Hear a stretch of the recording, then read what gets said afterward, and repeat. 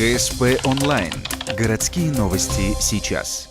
Суббота. Зимний павильон парка Кио стартует конкурс «Северный цветок». Событие с лиричным названием по сути означает состязание культурных автономий в знании своих традиций. Мирное соревнование происходит 9-й год подряд и на этот раз собрало 5 команд. Среди них есть коми, немцы, устилемы, украинцы и впервые молодое поколение, которое олицетворяет русскую культуру. Самое страшное, чтобы после подведения итогов жюри никто не ругался. У нас всегда так волнуются, так переживают, все хотят быть лучше всех.